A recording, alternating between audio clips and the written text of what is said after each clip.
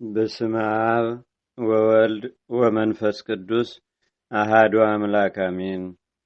አንድ አምላክ በሚሆን በአብ በወልድ በመንፈስ ቅዱስ ስም ህዳር 26 በዚህች ዕለት ቅዱስ ቢላርያኖስ ሚስቱ ኪልቅያና እህቱ ታቱስቢያ በሰማዕትነት አረፉ። ይህም ቅዱስ የሮማ አገር ሰው ነው። ወላጆቹም አረማውያን ናቸው። ከሮሚያ ሀገር ከታላላቆች ሰዎች ልጆች ውስጥ ሚስትን አጋቡት። እርሷም ስሟ ኪልቅያ የሚባል ክርስቲያን ናት። እጅግም ወደዳት። እንደ ወደዳትም ባወቀች ጊዜ የቀናች የክርስቲያን ሃይማኖትን በግልጸት አስተምረው ጀመረች። እርሱም አምኖ ተጠመቀ። ልቡም ብሩህ ሆነ። መለኮታዊ ጸጋም አደረችበት። እርሱም ታቱስቢያ የተባለች እህቱን አስተማራት። እርሷም አምና ተጠመቀች። ይህም ቅዱስ ቢላርያኖስ መላእክት ሁልጊዜ ወደ እርሱ መጥተው የሚሻውንም ምስጢራትን እስከሚገልጡለትና እስከሚያስተምሩት ድረስ ታላቅ ተጋድሎን መጋደል ጀመረ። ከሃዲው ዲዮቅልጥያኖስም በነገሰ ጊዜ ክርስቲያኖችን አሰቃያቸው። ብዙዎችንም አሰቃይቶ በሰማዕትነት አረፉ። ይህ ቅዱስ ቢላርያኖስም ከእህቱ ታቱስቢያ ጋር እየዞሩ የሰማዕታትን በድናቸውን እያነሱ የሚቀብሯቸው ሆኑ። አንድ ክፉ የሆነ ሰውም ባወቀባቸው ጊዜ የንጉሥ ወዳጁ ለሆነ ለአግማሲዮስ ሂዶ ነገረው። እርሱም ወደ እርሱ እንዲያቀርቧቸው አዘዘ። በፊቱም በቆሙ ጊዜ ስለ ሃይማኖታቸው ጠየቃቸው። እነርሱም ክርስቲያኖች እንደሆኑ አመኑ። ይህም መኮንን ሽንገላቸው ለአማልክት ሸነገላቸው። ይህም ለአማልክት የሚሰዉ ዘንድ ብዙ ቃል ኪዳንንም ገባላቸው። እነርሱ ግን አልሰሙትም። እንዲህም ብሎ አስፈራራቸው። ካልሰማችሁኝና ለአማልክትም ካልሰዋችሁ እኔ በጽኑ ስቃይ አሰቃያችኋለሁ አላቸው። እነርሱም ስቃይን ከቶ አልፈሩም። ጽናታቸውንና ትዕግስታቸውንም አይቶ አንገታቸውን ለሚቆርጥ አሳልፎ ሰጣቸው። ራሶቻቸውንም በቆረጧቸው ጊዜ ከዚያ ያሉ ሁሉ ነፍሶቻቸውን በደስታ ሲቀበሉ ብርሃናውያን መላእክትን አዩአቸው። መኮንኑም ይህን አይቶ ክብር ይግባውና በጌታችንና በአምላካችን በመድኃኒታችን በኢየሱስ ክርስቶስ አመነ። ንጉሱም 3 ቀን አሰረው። በአራተኛውም ከእስር ቤት አውጥቶ ራሱን በሰይፍ አስቆረጠው። ከቅዱስ ቢላርያኖስና ከሚስቱ ኪልቅያ ከእህቱ ታቱስቢያ ጋር የሰማዕትነት አክሊልንም በመንግሥተ ሰማያት ተቀበለ። ለእግዚአብሔር ምስጋና ይሁን። እኛንም በቅዱሳን ሰማዕታት በጸሎታቸውም ይማረን። በረከታቸውም በአገራችን በኢትዮጵያ በሕዝበ ክርስቲያኑ ሁሉ ላይ ለዘላለሙ አድሮ ይኑር፣ አሜን። ሰላም ለቢላርያኖስ ብድንተ ሰማዕታት ዘቀበረ ምስለ እህቱ ታቱስቢያ እንዘይትጋደል ህቡረ እማበ ኪልቅያ ብእሲቱ በከመ አሚነ ተሜረ እስከ ኮኑ መላእክት የውጽዎ ወትረ ወይዜንውዎ ዘይከውን ድህረ። በዚችም ቀን ቅዱሳን የደሴተ ሰንሲላ ኤጲስቆጶስ ጎርጎሪዮስና የሐይቅ ኢየሱስ ሞዓ መታሰቢያቸው ነው። በረከታቸውም በአገራችን በኢትዮጵያ በሕዝበ ክርስቲያኑ ሁሉ ላይ ለዘላለሙ አድሮ ይኑር፣ አሜን።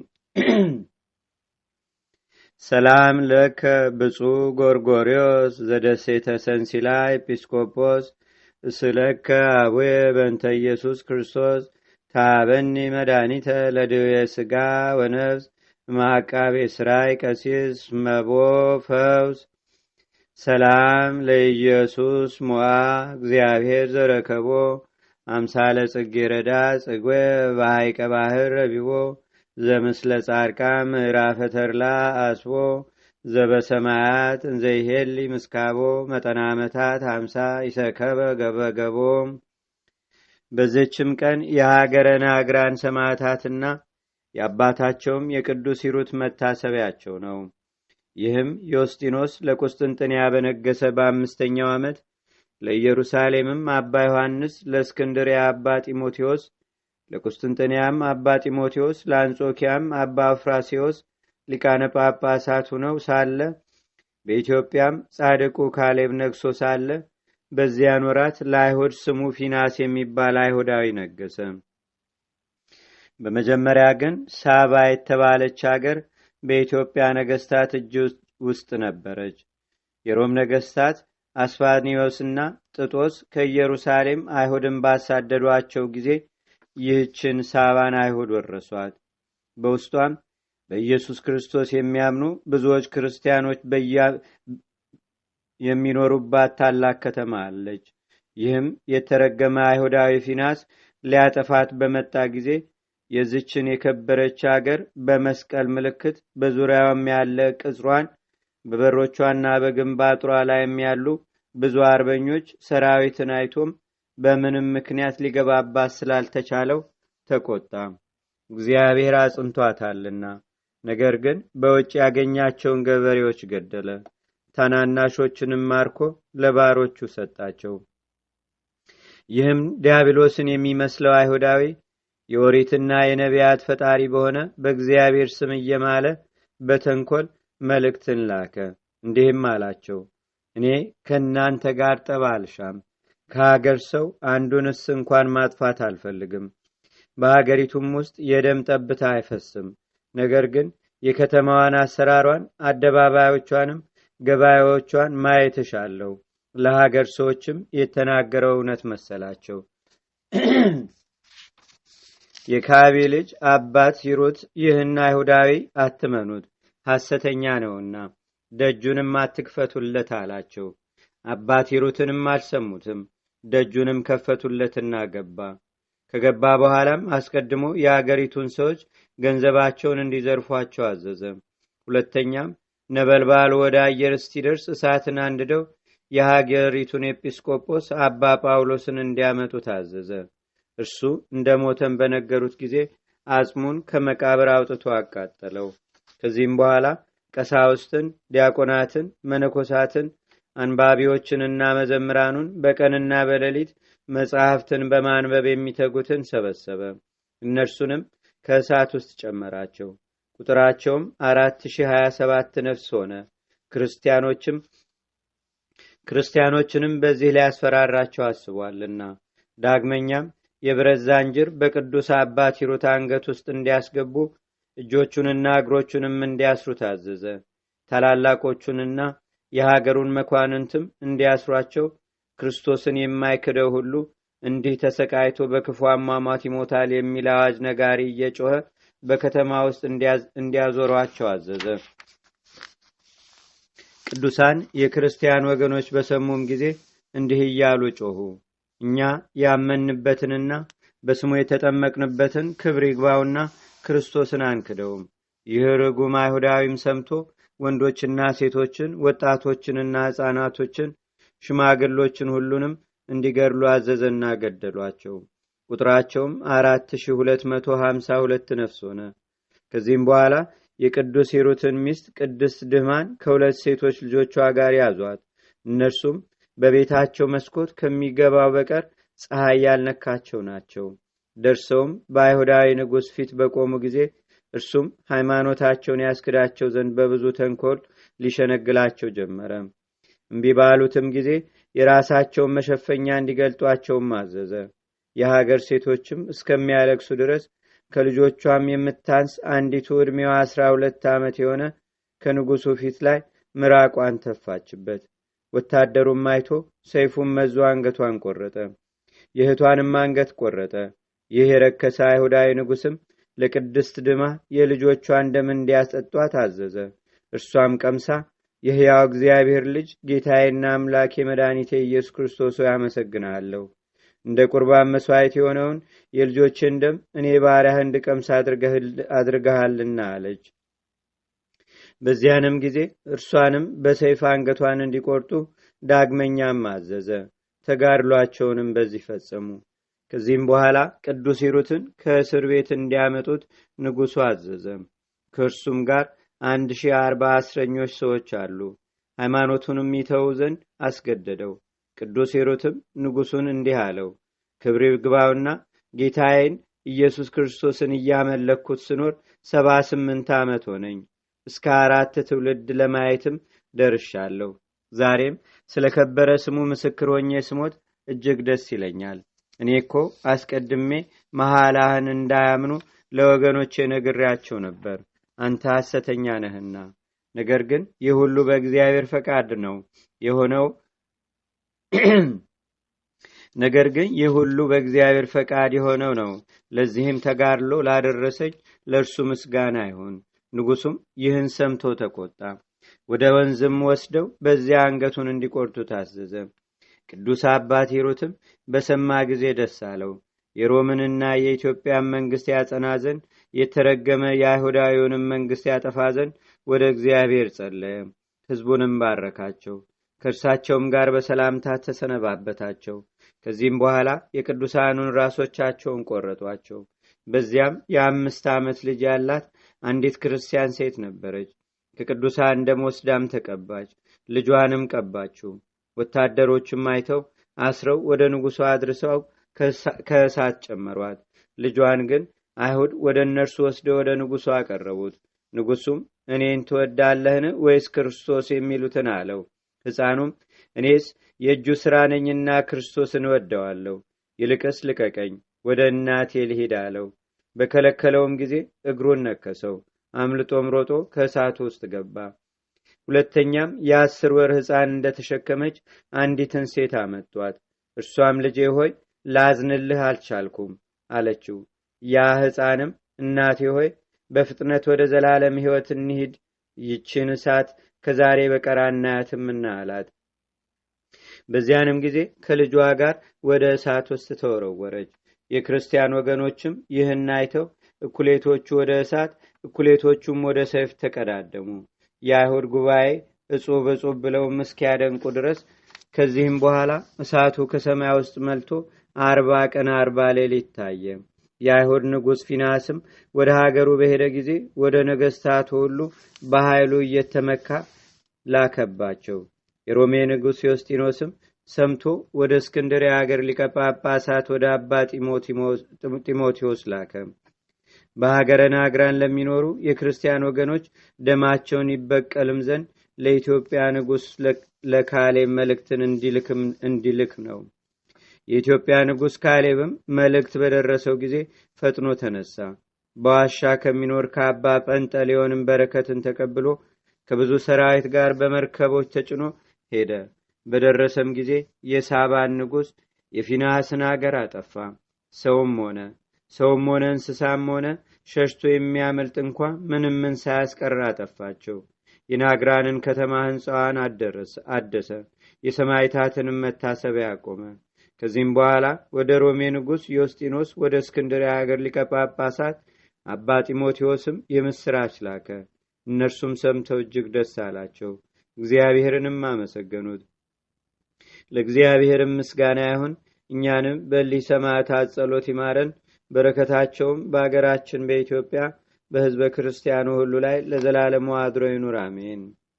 ሰላም እብል ስነክሙ ማዕድመ ከዋክብተ ናግራን ሰማየት ዛብራይክሙ አለመ አራቄ ኩኑነ ወመስተሳልመ በቅድመ አምላክ ፈታይ አማጢአትነ ቆመ በእንተ ስሙ ዘካውክሙ አሬዎ ደመ። በዚችም ቀን የተመሰገነና የከበረ ንጹሕም የሆነ የኢትዮጵያዊ አባታችን የአቡነ ሀብተ ማርያም የእረፍቱ መታሰቢያ ነው።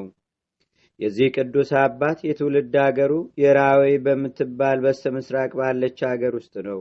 በዚያም ስሙ ፍሬ ብሩክ የሚባል አንድ ሰው ነበረ። ይህም ክቡራንና ታላላቅ ከሚባሉት በዚች አገር ታላላቅ ሰዎች አንዱ ነው። እጅግም ሀብታም ነበር። ብዙ ንብረትም አለው። በሕጋዊ ጋብቻም ስሟ ዮስቴና የምትባል ብላቴና ድንግልንም አገባ። ይህችም የተመረጠች በበጎ ሥራም የተሸለመችና ያጌጠች ናት። ነገር ግን አስቀድመን በዚህ ዓለም ከሕግ ባሏ ጋር በንጹሕ ጋብቻ እግዚአብሔርን በመፍራት ምጽዋትን በመስጠት የዋህነትን፣ ትሕትናን፣ ፍቅርን፣ ትዕግስትን ገንዘብ አድርጋ በጾም በጸሎት ተወስና እንደኖረች እነግራችኋለን። በእንደዚህም ሳለች ጌታችን በወንጌል ሰው ዓለሙን ቢያተርፍ ነፍሱን ካጠፋ ምን ይጠቅመዋል እንዳለ ለአንቺ በዚህ ዓለም መኖር ምን ይረባሻል የሚል ሐሳብ መጣባት። ከዚህም በኋላ ወጣች። ፈጥናም በሀገሯ ትይዩ ወደሆነ ምድረ በዳ ደርሳ ወደ መካከሉ ገባች። በዚያም በረሃ አራዊት እንጂ ሰው አይኖርበትም። በዚያም ደጃፏ የተከፈተ ታናሽ ዋሻ አግኝታ ምንም ምን ሳትነጋገር ወደ ውስጧ ገብታ ቆመች። የዳዊትንም መዝሙር የሚጸልይ ሰው አይታ ደነገጠች። እርሱም ባያት ጊዜ ፍርሃትና መንቀጥቀጥ በላይ ወረደበት። በመስቀል ምልክትም በላይዋ ማትቦ የእግዚአብሔርን ስም ጠራ። እንዳልሸሸችም አይቶ ሰው መሆኗን አወቀ። ባወቀም ጊዜ እንዲህ ብሎ ገሰጻት። ወደዚህ ምን አመጣሽ? ለእኔ እንቅፋት ልትሆኚ ነውን? አሁንም ከዚህ ፈጥነሽ ሂጂ አላት። እርሷም አባቴ ሆይ አንተ እንዳሰብከው አይደለሁም። እኔ ለሕያው እግዚአብሔር ልጅ ለኢየሱስ ክርስቶስ አገልጋዩ ነኝ እንጂ በእርሱ ፍቅርና በእናቱ በእመቤቴ በቅድስት ድንግል ማርያም ፍቅር ያለኝን ሁሉ ትቼ ንቄ ከዓለም ወጥቼ ወደዚህ መጣው። በዚህ ቦታም ከአራዊት በቀር ሰው እንዳለ አላወቅኩም። አሁንም አባቴ ይቅርታ አድርግልኝ፣ ወደ ሌላ ቦታ እሄዳለሁ አለችው። በዚያንም ጊዜ ከእርሷ የሚሆነውን መንፈስ ቅዱስ ገልጾለት እንዲህ አላት። ዜናው ወደ ዓለም ሁሉ የሚወጣ በሕይወተ ሥጋም እያለ የብዙዎች ሰዎች ነፍሳትን ከሲኦል የሚያወጣ እንደ መላእክትም ክንፎች ተሰጥተውት ወደ አርያም ወጥቶ የሥላሴን የአንድነትና የሦስትነትን ምስጢር የሚያይ ልጅንም ትወልጂ ዘንድ አለሽና ወደ ቤትሽ ተመለሽ አላት። ቅድስት ዮስቴና ከዚያ ሽማግሌ ባህታዊ ይህን በሰማች ጊዜ አድንቃ የፈጣሪ ፈቃዱ ከሆነም ብላ ወደ ቤቷ ተመለሰች። ከጥቂት ቀኖችም በኋላ ጸንሳ ይህን ደምግባቱ መልኩ የሚያምር ልጅን ወለደች። በእናትና በአባቱ ቤትም ታላቅ ደስታ ሆኖ ለድሆችና ለጦማዳሪዎች ለዘመዶቻቸውና ለጎረቤቶቻቸው ታላቅ ምሳ አደረጉ። እነርሱም በጠገቡ ጊዜ እነርሱንም ሕፃኑንም መረቋቸው። ሕፃኑም 40 ቀን በሆነው ጊዜ እንደ ሕጉና እንደ ሥርዓቱ ወደ ቤተ ክርስቲያን ወሰዱት። ካህኑም ተቀብሎ ባጠመቀው ጊዜ ስሙን ሀብተ ማርያም ብሎ ሰይሞ ለክርስትና አባቱ ሰጠው። ሕፃኑም ጥቂት ባደገ ጊዜ በቤተ ክርስቲያን ውስጥ እግዚኦ መሐረነ ክርስቶስ ሲሉ ሰምቶ ሕፃን ሀብተ ማርያም በልቡ ይህቺ ጸሎት መልካም ናት፣ እኔም መርጫታለሁ። በዚህ ዓለም ስተትን አስቦ ከመስራት በሚመጣውም ዓለም ከገሃነም እንደምድንባት አውቃለሁና አለ። ይህንንም ብሎ የሚሰራውን ማንም ሳያውቅበት ይህን ጸሎት ከማዘውተር ጋር ሌሊቱን ሁሉ በመስገድ ይጸልይ ነበር። ከዚህም በኋላ አባቱ የበጎች ጠባቂ አደረገው። በአንዲት ዕለቱም በጎቹን እየጠበቀ ሳለ ብዙ የበግ ጠባቂዎች እሸት ተሸክመው መጥተው ና እንብላ አሉት። እርሱ ግን ከወዴት እንዳመጣችሁት የማላውቀውን አልበላም አላቸው። እነርሱም በቁጣ ዓይን ተመልክተው ተጠቃቀሱበት። እሸቱንም በልተው ከጨረሱ በኋላ የከበረ ሕፃን ሀብተ ማርያምም ታላቅ ዝናብ ስለመጣ ወደ የቤታችን እንመለስ፣ ከዚህ የምንጠለልበትና የምንጠጋበት ቤት ወይም ዋሻ የለምና አላቸው። እነርሱም እኛ የማናየውን የሚያይ ሌላ ዓይን አለህን? በሰማይ ፊት ምንም ደመና ሳይኖር ሀገሩን ብራ ሆኖ ሲታይ እንዴት ይዘን ማልትላለህ አሉት። እርሱም እኔ የማውቀውን እናንተ አታውቁትም፣ ግን ወደ ቤታችሁ ግቡ አላቸው። እረኞችም ባልሰሙት ጊዜ ፈጥኖ ተነስቶ በጎቹን እያስሮጠ ወደ ቤቱ ገባ። ወደ ቤቱም በገባ ጊዜ ታላቅ ዝናብ መጣ።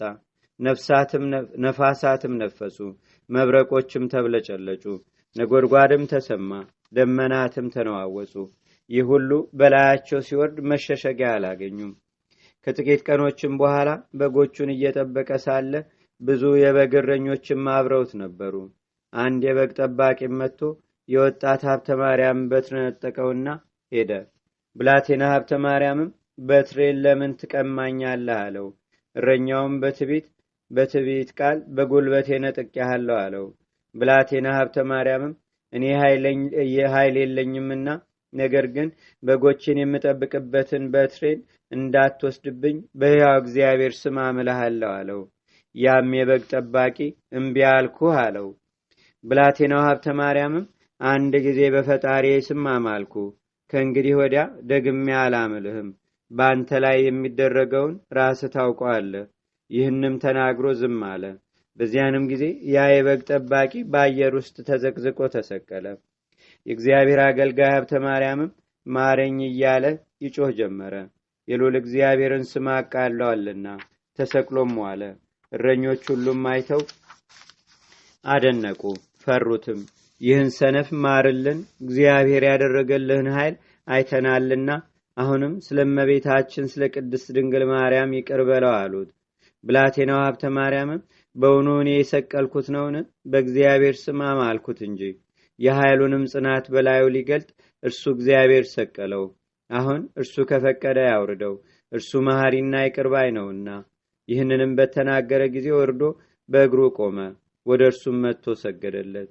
ከረጅም ዘመናትም በኋላ ስሟ እላ አድባር ወደምትባል ገዳም ሄዶ ከዚያም የምንኩስና ስርዓትና ሕግ በአበምኔቱ በተመረጠ አባ መልከ ጼዴቅ እጅ ተቀበለ።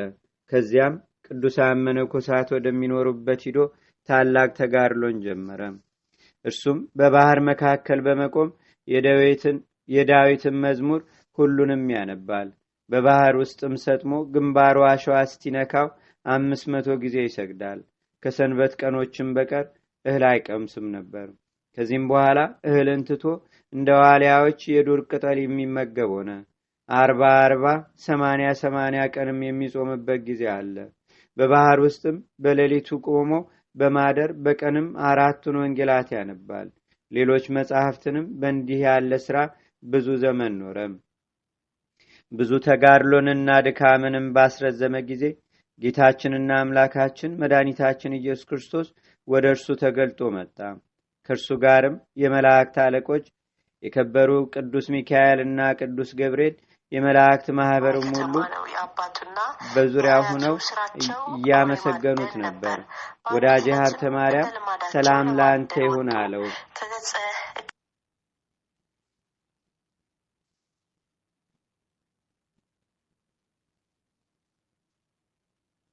በዚያንም ጊዜ ከግርማው የተነሳ ወድቆ እንደ በድን ሆነ። ጌታችንም በከበሩ እጆቹ አንስቶ እፍ አለበትና ጽና፣ ኃይልንም ላድሳት እንጂ ላጠፋ አልመጣሁምና ተጋድሎህና ድካምህ ሁሉ በኢየሩሳሌም ሰማያዊት እንደተጻፈ በእውነት እነግርሃለሁ። እነሆ እኔ በጎ ዋጋህን በዚህም ዓለም በሚመጣውም ዓለም እከፍልሃለሁ። የማቴዎስንና የማርቆስን ወንጌል በምታነብበት ጊዜ በተራራዎችና በዋሻዎችም በፍሩክታ ተሰውረውም ወደሚኖሩ እንዳንተ ካሉ ቅዱሳን ጋር ለመገናኘት በላዩ ተቀምጠህ ወደ ምስራቅ ወደ ምዕራብም ወደ ሰሜንና ደቡብ የምትበርበት የብርሃን ሰረገላ ሰጠው። ሉቃስና ዮሐንስ የጻፉትን ወንጌልን ባነበብክ ጊዜ ስጋዬንና ደሜን በዚያ ትቀበል ዘንድ በላዩ ተቀምጠህ ወደ ኢየሩሳሌም የምትሄድበት የእሳት ሰረገላንም ሰጠው አለው። ከብዙ ዘመናትና ከብዙ ተጋድሎ በኋላም የሚሞትበት ጊዜ ሲደርስ ለሞቱ ምክንያት የሚሆን ቸነፈር ያዘው። ክብር ይግባውና ጌታችንና አምላካችን መድኃኒታችን ኢየሱስ ክርስቶስ ወደ እርሱ መጥቶ ወዳጄ ሀብተ ማርያም ሆይ ሰላም ላንተ ይሁን፣ ዛሬ ግን የመጣሁት ከድካም ወደ እረፍት ልወስድህ ነው። እነሆ 7 አክሊላትን አዘጋጅቼልሃለሁና አንዱ ስለ ድንግልናህ፣ ሁለተኛው ዓለምንና በውስጡ ያለውንም ሁሉ እንትተህ በመውጣትህ፣ ሶስተኛውም ፍጹም ስለሆነው ምንኩስና፣ አራተኛውም 4ቱን ወንጌሎች አዘውትረህ የምታነብ በመሆንህ፣ አምስተኛውም ስለ እኔ ፍቅር መራብና መጠማትን ስለታገስ፣ ስድስተኛውም በልብህ ቂምና በቀልን ባለማሳደርህ፣ ሰባተኛውም ስለ ንጹሕ ክህነትህና ስለምታሳርገው ያማረ የተወደደ ዕጣንህና መስዋዕትህ ሰጠው። እሊህ 7ቱ አክሊላትም ለእያንዳንዳቸው 15 ህብር አላቸው። መታሰቢያን ካደረጉና በጸሎትህ ከተማጸኑ ጋር የምትገባበትን ቤት በውስጧ 500 የወርቅ አምዶች የተተከሉባትን ሰጠው። ደግሞም የእሳት መስቀልን፣ የወርቅ ጫማን፣ የብርሃን ልብስን፣ ስውር የሆነ መናንም ሰጠሃለሁ አለው። መድኃኒታችንም ይህን ቃል ኪዳን ሲሰጠውና በየነገዳቸውና በየስርዓታቸው 99ኙ የመላእክት ሰራዊት መጥተው ወዳጃችን ሰላም ላንተ ይሆን፣ ዛሬስ ከፀሐይ 7 እጅ ወደምታበራ ሀገራችን በዝማሬና በማህሌት አክብረን ልንወስድ መጣን አሉት። አባታችን አቡነ ሀብተ ማርያምም በሰማያት ለእግዚአብሔር ምስጋና ይሆን፣ በምድርም ሰላም ሆነ፣ የሰው ነፃነቱ ሊሰጠው አለ። ይህንንም በተናገረ ጊዜ ጌታችን በሶስትነቱ ተገልጦ ታየውና የመጥምቆ ዮሐንስን አገር ተጠጋግታ ያለች ከፀሐይ 7 እጅ የምታበራ ሀገርን እሰጥ ዘንድ በራሴ ማልኩልህ አለው። መታሰቢያህን የሚያደርገውን በስምህ ለቤተ ክርስቲያን መባ የሚሰጠውን ስምህንም የጠራውን ወደዚህች ሀገር አገባዋለሁ። 4ቱን ወንጌሎችም እያነበብክ ስለኖርክ የእያንዳንዲቱን ቃል ፍሬዋን 1,000 አደረግኩልህ። ይኸውም ካንተ በኋላ ለሚመጡ ልጆችህ መጽሐፈ ገድልህን ለሚያነቡና በእምነት ለሚሰሙ የገድልህ መጽሐፍ በተነበበበት ውሃ ለሚረጩ ለሚነከሩበትም ይህን ቃል ኪዳን ሰጥቻለሁ። ከዚህም በኋላ መድኃኒታችን አፉን 3 ጊዜ ሳመው። በዚያንም ጊዜ ከፍቅሩ ጣዕም ብዛት የተነሳ ነፍሱ ከስጋው ተለየች። ጌታችንም ተቀብሎ አቅፎ ከእርሱ ጋር አሳረጋት። በመላእክት ጉባኤም ብዙ ምስጋና ተደረገ። ለእግዚአብሔርም ምስጋና ይሁን። እኛንም በዚህ ጻድቅ ጸሎት ይማረን። በረከቱም በአገራችን በኢትዮጵያ በሕዝበ ክርስቲያኑ ሁሉ ላይ ለዘላለሙ አድሮ ይኑር፣ አሜን። ሰላም እብ ለቀሱ ተማይ እንተ ተፈልጣ እስከ እነትገብ ድህረ በትእዛዘ ክርስቶስ ቤጣ ሀብተ ማርያም ብፁ ተመጣየ ኪዳን ማፈየውጣ እስለከ ትቀባ ለነፍሰ ዚያየ እያስፍጣ አርዌ ሰማይ ርጉም አጊቶ ከማነበጣ። በዝችም ቀን የጌሊዮስ የምኳስና የማርሊዮስ መታሰቢያቸው ነው። በረከታቸውም በአገራችን በኢትዮጵያ በሕዝበ ክርስቲያኑ ሁሉ ላይ ለዘላለሙ አድሮ ይኑር፣ አሜን። አንድ አምላክ በሚሆን በአብ በወልድ በመንፈስ ቅዱስ ስም ህዳር 27 በዚች ቀን ለፋርስ ንጉሥ ለሳፎር ልጅ ለንጉሥ ሰክራድ ከጭፍሮቹ ውስጥ የሆነ ሕዋሳቱንም የተቆራረጠ ቅዱስ ያዕቆብ በሰማዕትነት አረፈም። በዚች ዕለት ከ72ቱ አርድእት የአንዱ የፊልሞና መታሰቢያው ነው። በዚችም ቀን በንሁር ከሚባል አገር ቅዱስ ጢሞቴዎስ በሰማዕትነት አረፈ። በዚችም ቀን የገበርማው የአባ ተክለ ሐዋርያት የአባ ገብረ ዮሐንስ የደብረ ቁንጽል የአባ ሊቃኖስም መታሰቢያቸው ነው። በዚችም ቀን የጌታችንና የአምላካችን የመድኃኒታችን የኢየሱስ ክርስቶስም የስቅለቱ መታሰቢያ ነው። በዚችም ቀን ዘርቦች በምትባል አገር የደብረ ጉይ የሰማያት ቀለሜንጦስም መታሰቢያው ነው። ለእግዚአብሔር ምስጋና ይሁን። እኛንም በቅዱሳን መላእክት፣ ጻድቃን፣ ሰማዕታት፣ ደናግል፣ መነኮሳት፣ አበው ቀደም ይልቁንም በሁለት ወገን ድንግል በምትሆን በእመቤታችን በቅድስተ ቅዱሳን በድንግል ማርያም ረድኤትና በረከት አማላጅነቷን በአገራችን በኢትዮጵያ በሕዝበ ክርስቲያኑ ሁሉ ላይ ለዘላለሙ አድሮ ይኑር፣ አሜን። ዛቅረብኩ ማሌታ ዘኪራ ይላፈ ምለተጸምዱከ ዘልፈ ለላነብብ ተወከብ ዘንዴቴ መጽሐፈ እንተረሰይከ እግዚኦ ጸሪቀ መለት ውኩፈ ምላቡ ብውላን ዘተርፈ ነቢያት፣ ቅዱሳን፣ ዋርያት፣ ሰባኪያን፣ ሰማዕቶ፣ ጻድቃን፣ ደናግል፣ አዲ ወመነኮሳት ሄራን ባርኩ ባርኮ ጉባኤ ዛቲ መካን እስከ አረጋዊ ሊቅ ኑስ ሕፃን ለዘጻፎ በክርታስ ወለዛ ጻፎን ዘይደርስ ለዛ አንበቦ ለዘተርጎሞ በልሳን አዲስ ወለዘሰማ ቃሎ በዝነ መንፈስ በጸሎተሙ ማርያም አራቂተ ኩሉም ባይ ስቡረ ማረነ ኢየሱስ ክርስቶስ አቡነ ዘበሰማያት